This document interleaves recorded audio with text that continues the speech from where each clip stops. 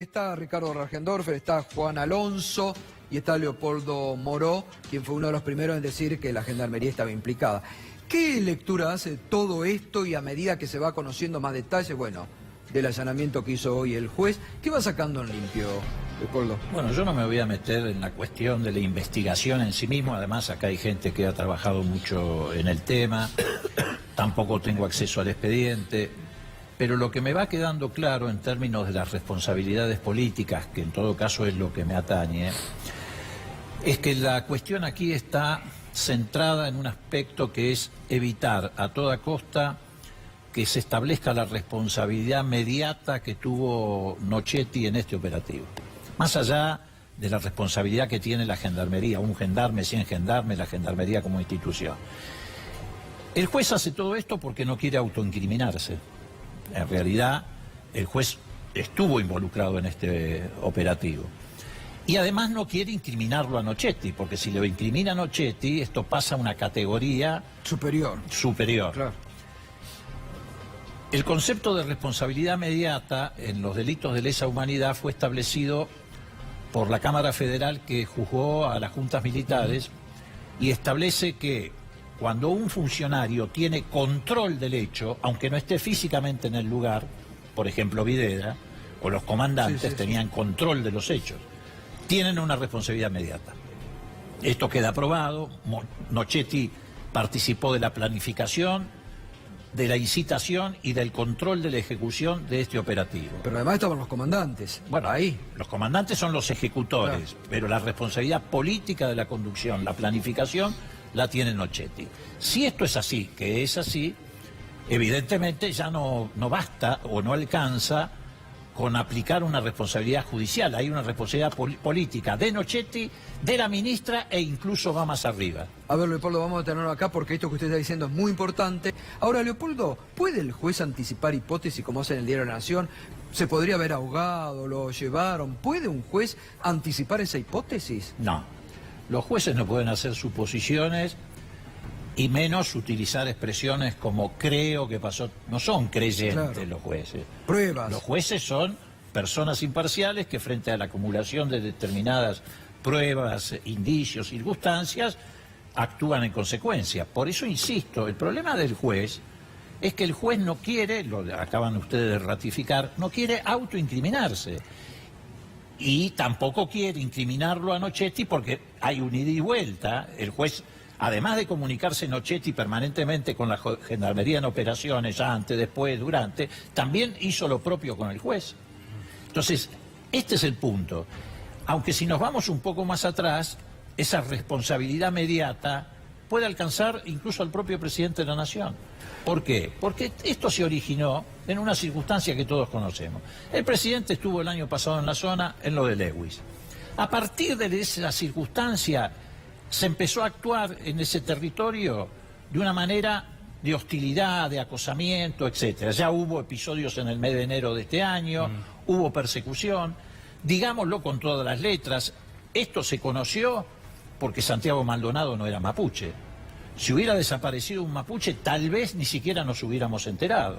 Santiago era un chico artesano, tenía hermanos comerciantes, una familia de sectores medios en Leopoldo, no se impone una nueva interpelación a la ministra, no se impone pedir que el juez sea corrido de la causa, digo, porque la verdad que si no parece que vivimos juicio en la político selva. al juez. Bueno, si no parece que todo es lo mismo, vivimos en la selva, o sea, nadie controla nada, nadie hace... el pedido de apartamiento del juez ya está hecho. Sí, bueno, pero... Ya está hecho. Pero ¿cuánto tiempo se hace con una desaparición de personas? Bueno, porque la se está ministra buscando una persona, no sé si está con vida. Al Senado y mintió descaradamente.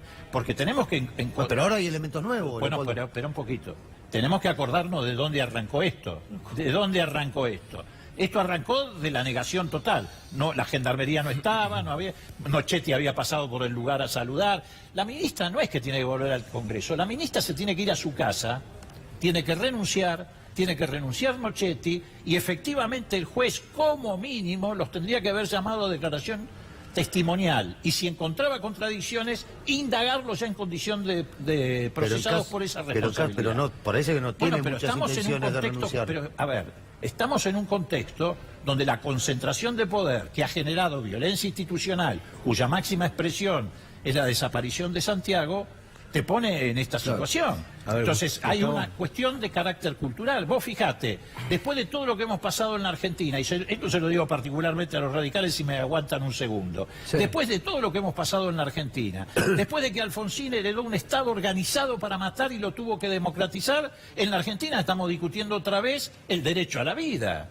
Totalmente. Y yo tengo que discutir, no ya con los diarios, con Durán Barba, con Manieto, con Bonadío y sus resentimientos, sino con mucha gente del común, si hay en la Argentina derecho a la vida o no. Porque pareciera que para Santiago Maldonado hay en algunos sectores de la sociedad que no tiene derecho a la vida. Exactamente. Porque es Es hippie, verdad. porque es Bueno, artesano. lo niegan, porque lo tiene- niegan, no lo nombran, ponen el tatuador, el hippie, Por eso. no lo nombran, lo niegan, es tremendo. Entonces guarda, muchacho, con lo que está pasando. ¿Por qué crees que, salvo honrosas excepciones, la dirigencia política de la Argentina, vos recién hablabas del radicalismo, ¿no? Poco dicen de esta desaparición forzada de Santiago Maldonado, y ustedes, bueno, lo vienen reiterando en forma. El gobierno se enoja, dice que están haciendo una politización. Hasta llegó a decir Carrió que era una invención del kirchnerismo esto. No hay una sola razón, pero para darle significado a alguna de ellas. En primer lugar, porque buena parte de la dirigencia política le tiene terror a los medios de comunicación concentrados. Y como esos medios de comunicación se alinearon en el blindaje a esto, no se animan a contradecirlos. ¿Cómo no se animan a contradecirlos en muchas cosas, verdad?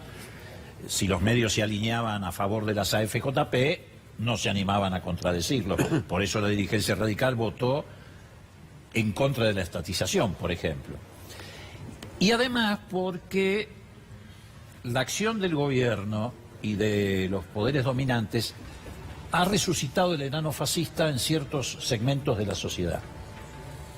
Y la dirigencia política, por llamarla de alguna manera, porque de dirigente político no tienen nada si actúan de esa forma, tienen temor a perder votos. ¿Por qué? Porque ese enano fascista del que hablaba tanto Alfonsín estuvo efectivamente aletargado durante mucho tiempo. Pero la acción del gobierno, de los medios de comunicación, del Poder Judicial, le han dado vida otra vez. Como ha resucitado, lo tienen que alimentar todos los días, con estigmatizaciones, a los jóvenes, ha vuelto a ser peligroso ser joven, a los inmigrantes, a las comunidades de aborígenes, a los pobres y al adversario político. El adversario político pasa a ser mafioso, desestabilizador, etc. Y esta dirigencia política no quiere ir contra eso. Sencillamente. Además, Durán Barba los ha convencido, y esto es lo más grave, porque convenció al gobierno y convenció a parte de esa dirigencia política que hace silencio, de que esto le da rédito electoral al gobierno. Es más, que el caso Santiago Maldonado le da rédito electoral. Te puede parecer una canallada, pero es lo que Durán Barba le ha transmitido a la dirigencia del PRO, al propio gobierno, etcétera. Y entonces esa dirigencia política actúa con la cabeza gacha porque no quiere confrontar con eso. Bueno, tremendo. No pueden responder una simple pregunta. ¿Dónde está Santiago Maldonado?